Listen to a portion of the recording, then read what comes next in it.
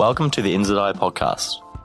Here we talk all things international, from trade to geopolitics to diplomacy. The NZIIA seeks to encourage an understanding of the importance of global affairs to the political and economic well-being of New Zealand, as in this interconnected age, what happens beyond these shores affects us all at home. Kia ora everyone. Welcome to the NZIIA podcast, brought to you by the NZIIA Youth Panel. In this episode, we'll be discussing COVID-19, what's going on in India, and New Zealand's own vaccine rollout plans. In the studio today, we've got the NZIIA Youth Panel. I'm Patrick and I'm doing a Master's Security Studies. My name's Alex and I'm doing the same degree as Patrick. Patrick and I have been doing the same classes together since first year. We started with our international relations and politics majors at Victoria University and steadily moved through the academic fields until now we're doing our Masters in Security Studies. What about you, Tanis? I, like you guys, are doing the exact same Masters, so we've got a wide range of different perspectives here. But in my undergraduate, I also did some media study stuff as my minor, so I can hopefully bring some bit of media analysis into this. So the reason why we chose to talk about COVID today is because it's essentially the event that we'll be talking about for at least 100 years. I think when you're in the moment of it, it kind of passes you by. And also being in New Zealand as well, I think we often forget what's going on in the world. But to date, there have been 155 million cases of COVID and 3.3 million people have died. And those numbers don't seem real when considering that 660 played to a crowd of 50,000 recently. Yeah.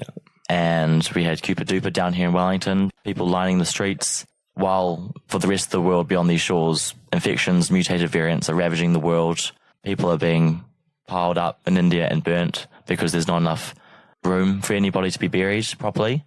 And I think it's important to remind everybody what's actually going on in the world because it's easy to forget when you're far away. And so, yeah, it's crazy what's going on in India, isn't it? Yeah, it's really shocking. They've had a massive uptick. Their 7-day rolling average has massively increased by magnitudes of percentages. It's actually really hard to find up-to-date statistics on COVID in India purely because of how quickly it's all happening, their lack of infrastructure about managing it, and just the overall mismanagement, increase, everything else that's happening there has really made it hard to discuss it. So that's kind of, I'm guessing, what we're trying to do, kind of make it more palatable in a way, just so everyone kind of knows that it's still a very real threat as well. Because I remember in the early stages of COVID coming out, India was being analysed quite heavily, mainly because the numbers didn't seem to match up. There's no infrastructure for tracking, or there is, but it's very, very little. And especially because quite a large percentage of India is outside of the cities, outside of main infrastructure areas, harder to track. Honestly, I'm surprised that this resurgence has happened later on in the game and not earlier. Like I was expecting it to become much earlier, but it did seem to come a bit out of left field, especially this late on in the game. I know that they've got a smaller election that's going on, but I think that was one of the causes for the huge surge, people coming out to vote, election rallies being held and no COVID guidelines being taken or being put out there.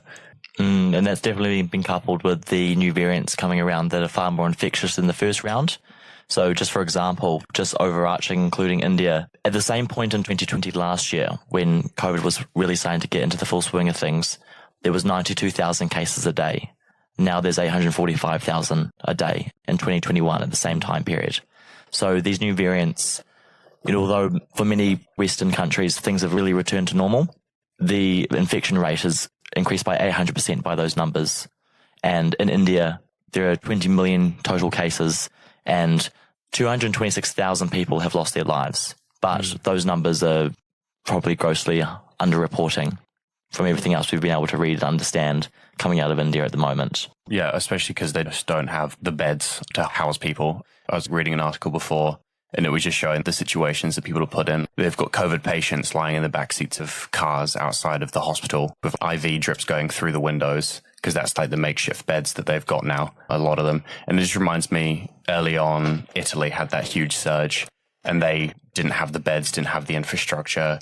Doctors were working like 18 to 20-hour shifts, going home, coming back. Obviously, they've also got a high risk of exposure to the virus.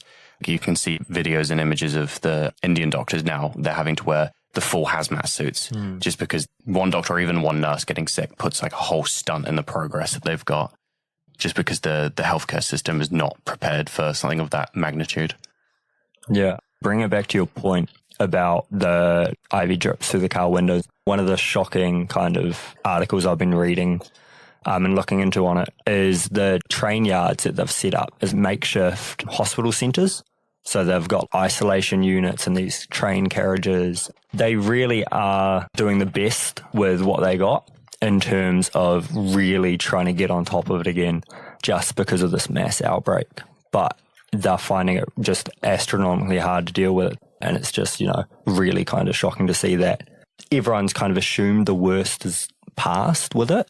It's very easy to think that, as Alex mentioned before, being from New Zealand, it's like, it's not an issue anymore. It's over, the Trans-Tasman bubble and everything, But on the international scale, it's still a real big issue to the point where I know in our courses, we recently did a trend analysis about the most impactful and uncertain trends that are going on in the world right now. And I don't know any group or individual who put COVID specifically on there. I put biosecurity. I didn't put COVID. Now that you've mentioned that, it's like such a smack bang obvious one to put on, but none of our group mentioned COVID. Yeah, and that was really interesting. It's kind of hard. We were taking it from the approach of NZ's perspective, so therefore the COVID impact is minimalised. But it is still interesting just how, even though we are doing security studies, which is supposed to be really international focused, we not forgotten, but have maybe underplayed the impact that it can have. Because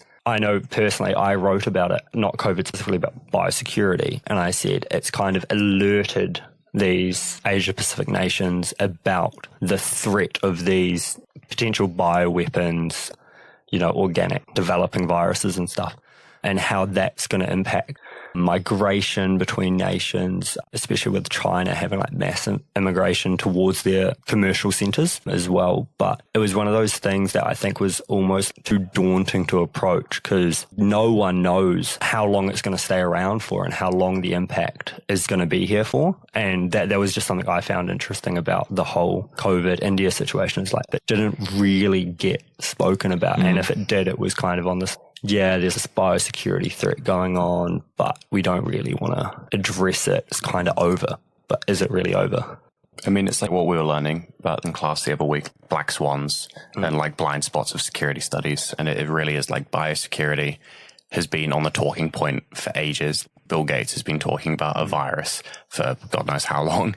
But it's one of those things that because everyone talks about it so much, it's like, yeah, we know it's coming, but like it's probably not going to be here for a while. Like the Obama administration on their way out created a whole document on how to deal with if a pandemic broke out. Obviously the Trump administration tossed that out the window, but it was very interesting because it's one of those events that hits and everyone's like, obviously this was going to happen at some point, but no one had good preparation for it. I mean, like our best solution was just to shut everything down. And luckily that worked very well for us. But we're an island nation. We have that luxury to do so. But you've got, EU countries that are still going for it because they've got the freedom of movement. And crossing the borders in Europe is just, it's nothing special. You're just like, you're suddenly in another country now. It's very hard to track. And I think it's just going to put like a whole new perspective on migration tracking. I mean, what we're saying for New Zealand as well would be the vaccine passports. You've got to have your normal one, and then you've got to have a vaccine passport, proof that you've got vaccinated or proof that you've got protection against biosecurity threats like that. Definitely wouldn't be surprised if that would be like a mainstay for the future. Obviously different passports have more power than others. Like New Zealand's is ranked quite powerful now. And come with that, if you've got a vaccine on that, it's going to be a lot easier to travel and possibly a requirement. Yeah, well, just speaking to the US, the Trump administration throwing out the biosecurity threat analysis that the Obama administration did, and most administrations had done before as well. It's not like the Obama administration suddenly went, this is an issue, we need to solve it. You had SARS and MERS, and most recently Ebola as well. And those are very real threats. But I've spoken to a couple of people, and it seems COVID kind of changed the game in terms of SARS, MERS, and to an extent Ebola. They were like hyperlethal to an extent that, especially I know SARS was really impactful. And it did reach New Zealand, again, small island nation, edge of nowhere, helped us out there. But that's what the US had been preparing for, not a highly infectious, lower end death rate, vastly spreading global pandemic. They were almost defending against a natural bioweapon attack. In a lot of their reports, they were talking about if SARS comes in, how are we going to get it out straight away? They weren't talking about mass quarantines in terms of weeks and months of quarantining people. They were talking about like you quarantine them. If they're not sick, they can move on, because SARS symptoms showed up really quickly. It's hard to say, but you're either dead or you weren't in a lot of cases. COVID's not like that at all. And that was one of the really hard things that kind of threw a left field in.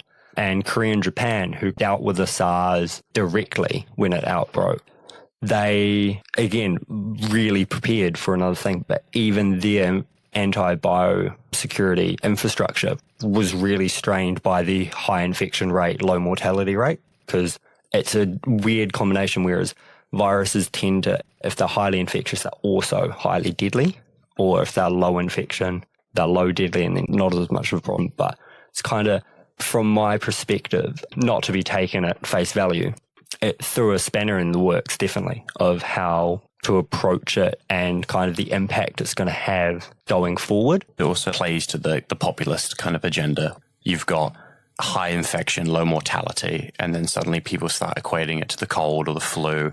And then contemporary times, you've seen like a surge in populists. And populists, a lot of the time, are kind of adherent to, again, popular rhetoric. They like to play into that. And especially with the Trump administration and with more populists around the globe, they played into the don't worry about it, too much, because it's like the flu, the fatality is low. And it's kind of interesting to think if the fatality rate was higher, whether it would have been taken a lot more seriously earlier on, whether the low mortality rate for this kind of let it slip, not under the radar, but under people's fear of it. Yeah, just to make it clear, in terms of low mortality, we're not talking about the number of people dying. We're talking about the death percentage of infectees, which, has kind of steadily been around about 4%. And the issue is with these new strains that have come out in the UK, Brazil, and in India with their double mutation, there's reason to believe, although in India specifically it hasn't been confirmed, that there may be increases on that percentage. One of the things that has struck me as well, just building on what you guys have said about it flying under the radar and the complete strain and breakdown that we've found with it, is that during the height of the Cold War, during an international relations disaster, the Soviet Union and the United States collaborated to get rid of smallpox. And SARS and MERS were seen as a victory for the World Health Organization about how they handled it. Obviously, bureaucratic international institution, it wasn't perfect, but those institutions had a lot of legitimacy. And back then, in the height of the Cold War, with a few international relations students, you know how strained diplomatic tension was at that point. They still bound it together, and we don't have smallpox anymore. And so the thing with COVID, as you were saying about populist rhetoric or the strain on the health systems of various countries who were prepared for a natural bioweapon, the fact that it has gone so wrong so much has really struck me, because historically, I would have thought we would have done better. Yeah, that plays into the whole playing politics with the COVID vaccine that has been coming and going out of the political agenda of the international rules-based order, right? You've got different countries producing different vaccines, targeting different areas of the virus, etc. That's kind of led to these interesting things. And one of the things was that one of our lecturers mentioned, I believe, India hasn't gotten the help from the US that it expected in terms of geopolitics. And it's actually been really heavily supported by China and Russia, which brings up an interesting thing, because India and China are kind of, not at Cold War level tensions, but they're not exactly getting along in a lot of instances. And as you said, Alex, this Cold War kind of unity hasn't been seen globally, but in specific areas it may have been, just talking about the India and China cooperation there. And that's an interesting factor in geopolitics as well, just, going back to the vaccine rollout. The other thing about the vaccine rollout, which is fascinating, is India is one of the biggest producers of vaccines in the world. And most of those vaccines, which are ordered by the US, are made and manufactured in India. And just going back to India for a second, New Zealand, I saw this morning, we've pledged $1 million to help out India, which is a nice gesture considering the horror that is really going on over there. But yeah, as you guys are saying as well, in the way that COVID has kind of been viewed as, I think, international relations students in New Zealand, if I talk about it, I almost only ever talk about it in the sense of economic recovery, because that's where we're at right now. It's about how do our primary industries find markets? How do we keep trade alive? How do we keep those relationships with Singapore open, which we signed all those exclusive bilateral trade agreements with? And I really think being so far away has taken a lot of the humanity out of the problem. And that's something that's been kind of a realization, as we were saying when we did our assignments, how little we talked about COVID as being impactful. Running by the numbers, millions of people have died. And we were writing assignments on how things are affecting the Asia Pacific region. And we didn't say it was that impactful. And we were more concerned, well, in my own writing, I realized the economic implications of COVID recovery for nations. But yeah, with these mutations, it looks like it'll be a long time. And talking about vaccines and passports, as you're saying, Tanis, if a nation can get completely vaccinated, how does that change trade, tourism, the power of the passport? I was reading a story recently where 9 of our customs workers got fired because they refused to get their vaccine dose. You know, that's not going to fly in some other countries. New Zealand has a strong social trust in our government and social cohesion, where most of us will read that and be like, of course I should have got vaccinated. Herd mentality. We're all in this together. And that's not going to fly everywhere. So what happens? If we all get vaccinated, all 7.8 billion of us, will it end then? It's very interesting on that, because I saw another article recently talking about herd immunity, and it was talking about it in the States and saying, I didn't read too far into it, but basically the gist of it was it couldn't work now. The different evolutions of COVID-19, you can't have herd immunity because the different variants supersede one another, in that if you're immune to one, you're not going to be immune to another. The vaccine rollout for the States, like they've got 70 to 80% of all adults have got at least one dose of their vaccine done. I mean, that was like pretty incredible. 200 million in 100 days. And then New Zealand's vaccine rollout plan hasn't been as clear, but it is interesting to see that. And it might be international communities will have almost pacts of one another of like freedom of movement, or especially trade, if they all are vaccinated. The countries with the higher vaccination rates will probably end up seeing more cohesion between those, because when the economic recovery starts to increase, trade with guaranteed COVID safe spaces will be more prioritized over potential hotspots and potential dangers, especially in countries without the infrastructure that they can rapidly give those vaccines out. And even though the cost of trade to those might be higher, it will be safer. So you might see kind of like a return to that. Yeah, just talking about those bilateral agreements, or maybe somewhat multilateral agreements in terms of nations banding together, been really interesting to see that even though the Trump administration is gone, the isolationist rhetoric has really stuck around post-Trump, how it's kind of reinforced the American idea of this isolationist point of view, which is problematic in terms of the world. They are the, economic powerhouse of the world. Although China is rising, they are still the driving factor. And if they return to the isolationist view, that is going to be an impact that COVID directly has, because the Democrats can't turn the ship away from isolationists. No one can, because that's just how American politics works, right? It's really interesting because America historically goes through those stages of isolationism, pre-World War II and even like during World War II. Heavy isolationist policies, did not want to get involved at all.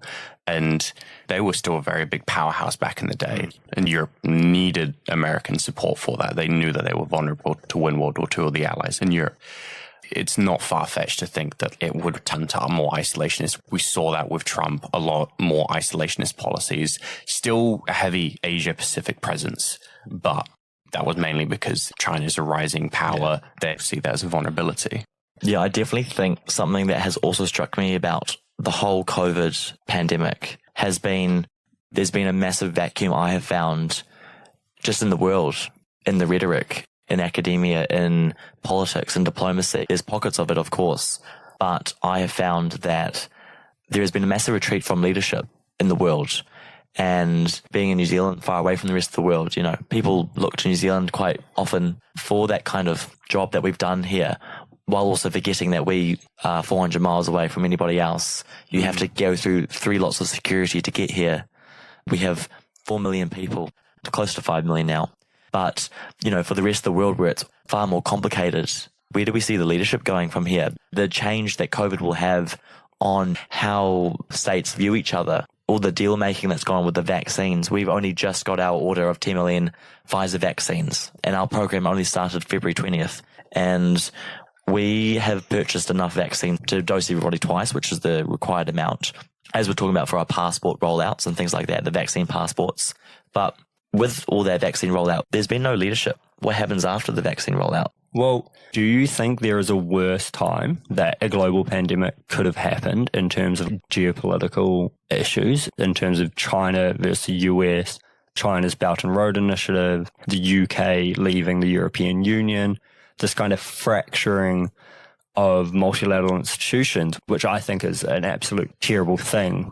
How impactful will COVID be on that, and how impactful has that breakdown been on COVID? It's just increased this multilateral breakdown between states. And as you said, that's kind of led to the lack of leadership from anyone.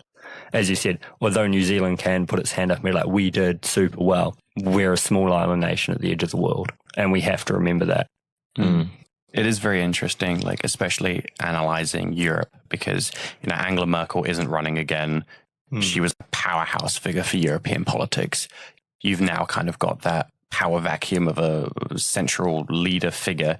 And especially with the UK leaving, in the G7 summit, they're still present. But in the European politics, you've got French Macron stepping up to be the leader, especially under the Trump administration. The Canadian Prime Minister was stepping up a lot more to kind of take that position. Now that we've seen Biden coming back into the mainstay of politics, it's interesting viewing the news reports, and it's a lot more about the States now. It's like a leading figure of, oh, they've done this really well, they've done this really well. Whereas under the Trump administration, a lot more of the articles were focused on other nations, how they're dealing. But now it is interesting with the central leader figure, because Europe is kind of going through that change. A lot more right-wing parties are winning seats and are coming in that are very anti-coalition. They take very, hard stances against COVID vaccines or any regulations in the matter. Yeah, it's also been interesting that it's given an excuse for those right-wing parties to take that anti-immigration approach that they had, but couldn't kind of shout it too loudly, especially Germany and France and Italy. Their right-wing parties have been massively successful off the back of COVID, primarily due to them just being able to shift the blame onto immigrants, which is just an example of right-wing seizing their isolationist approach. It's like fueled a lot, because I remember in 2018, Italy had its big election, like who would take the parliament, who would take the positions, and it was Lega and Five Star that won, and they formed their coalition. Lega was very populist right-wing nationalists, and Five Star was somewhat right-wing, more kind of libertarian, still very anti-EU. That coalition fell quite quickly, but it's still, especially with the disaster that happened early on with Italy and COVID management. And again, like you said, it's very easy to blame migration, especially in Europe where it is free travel. It's kind of just an easy excuse. Yeah, it's very classic rhetoric. You saw it in Trump. You've seen it in Brazil as well. You said it before, right? These populist governments are using COVID as an excuse largely to, shift the blame or implement policies, et cetera, and that's going to be another impact on geopolitics, which I really do hope gets solved, because, just speaking more directly, if New Zealand loses that multilateral foundation that it has, that's really impactful for us in terms of geopolitics as well. And that can't be understated, which is, as you said, $1 million, right? It's a token, but it's still what should be done with India. We need to invest in helping people in that way, because that's how New Zealand and humanity as a wider benefits, It's a win-win-win. If you even look at from the most like pessimistic point of view, $1 million still tightens our relationship. Aid and investment still tightens New Zealand's relationship with other countries in the Asia Pacific. And although it's not a lot in the grand scheme of things, like it still helps, especially at the dire situation that they're in. And that was another thing, assessing India, if we want to harken back to that a little bit, just like looking at their national healthcare system before COVID and on an international level was very much, I did a little bit of research comparing India's healthcare with New Zealand's and with other countries. And for very basic research, I found internationally the healthcare system was getting a lot of praise and was kind of a champion in the fact that, India was the biggest democracy in the world and had a healthcare system when it was used like the States. Why don't you have a basic healthcare, a universal healthcare system?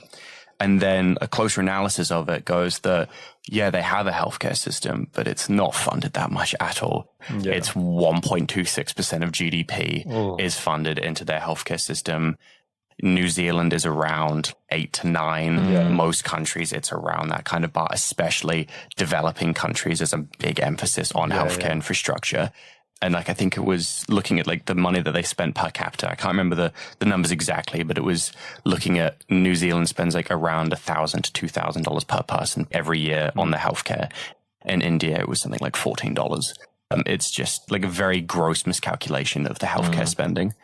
And I think that's the thing with COVID, which has made, at least me personally, realize is that until almost everybody in the world lives to a certain standard and with a certain amount of dignity that their government can provide to them, whether that be healthcare or social rights, etc., people are going to be vulnerable for a long time in these senses because, we're moving quickly to 8 billion people in the world, and there's a very small fraction of us who, with COVID, have been able to get through it relatively unscathed. And so I feel like things like COVID really highlight the disparities that there are still in the world, and that we as a collective are only ever going to be completely safe when everybody is okay. And I mean that in a complicated way. Yeah. But what is okay in the future of COVID? But right, because when will it end, right? Because if we're being real, I think we could all turn around and be like, if everybody had the money and had the ability to be vaccinated and be looked after in their healthcare systems and had a cohesive government that made benevolent choices, this would all be over for all of us. But on the one hand, while some countries are steaming ahead with their vaccination programs, steaming ahead with their return to normality, this will never completely leave the world until we're all at some level okay. Yeah. India's the only nation as of, I think it was the 28th of April that I got these statistics from. Everyone's kind of gone COVID's not a developing thing anymore. It's kind of in the past, it's happened almost. It's hard to get updated statistics because it's happening so rapidly now. And just on that point, India is one of the only major nations in terms of infection rates that's actually seen an uptick in infections in recent months. Everything else seems to be going downhill at a steady rate. So the 7-day rolling average for Iran, the US, Brazil, Italy, France, Germany, all of those, they're still steadily on the decline, right? That flattening curve kind of tail end. India's got a 7-day average of just over 392,000 infections over 7 days. That's the average amount of people who are getting infected each day, which is just absolutely immense numbers. And it completely outweighs, as you said, that 800% kind of increase. It completely outweighs the success other nations are having in the wake of this second wave. And that roughly translates to averagely just under 2,500 people are dying a day in India, which again completely counters the success most other major nations are having in the COVID area. Yeah, it is an interesting thought that if we think about it collectively, still as a human population, more people are getting infected and dying than vaccinated. Are we really beating COVID as people and as humanity? We've spoken about India and kind of the larger geopolitical influence that COVID's having. We've briefly mentioned it throughout the NZ rollout in New Zealand, just under 2% vaccinated, which means you've got the 2 vaccine shots. But Alex has a whole bunch of statistics and he's just going to run through what the actual plan is, because I know it's been a little bit unclear. It's kind of it's happening, but no one knows how it's happening unless you kind of get that email, come in for your vaccine, right? Well, exactly right, because again, the common theme from this talk has been we've often forgotten what is happening with COVID. And so I thought it'd be a good idea for us to kind of roll through exactly what is happening with our vaccine rollout. And we've talked about the idea of vaccine passports and everything else. At the moment, we've got 88,000 people fully vaccinated.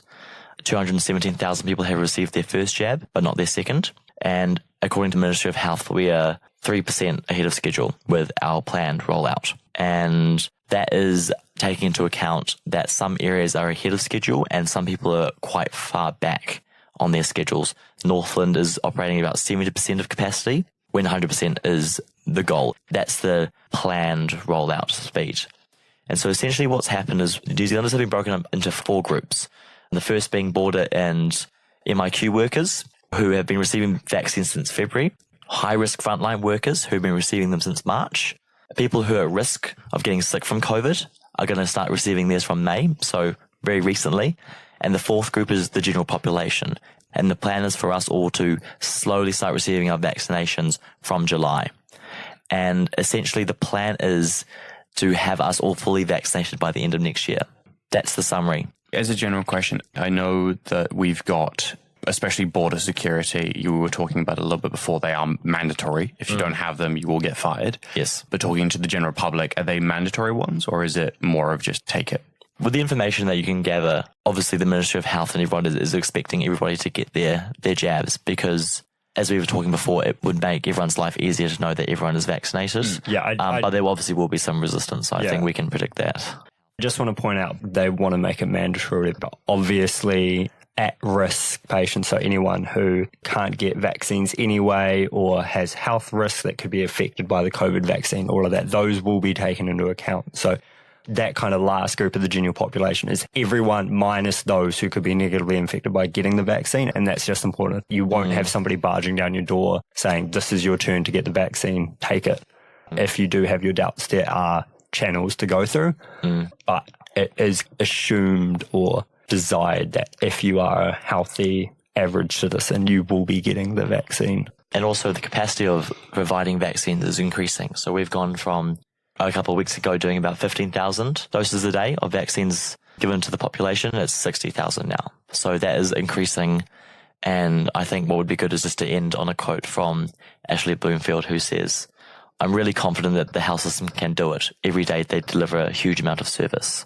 So yeah, it's building and, everyone's kind of been like, it's so slow, but it's calculated, I think, is what people need to understand.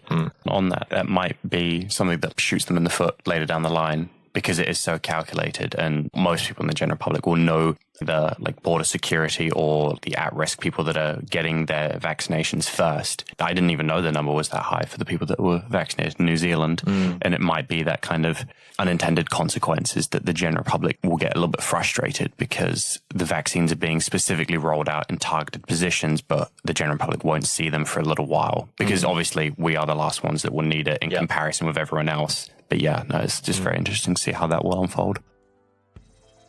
Hey guys, just want to thank you guys for tuning in to our podcast episode. We'll be doing more discussions like this throughout the year. Some of our planned themes and content we're going to have is on APEC, the wargaming, IR career pathways, as well as some organisational collaborations. Follow us on our Instagram page, NZIIA YP, to DM any questions you might have for our podcast episodes and also to stay updated on upcoming roundtable events and other projects that we'll be working on this year. Cheers, guys.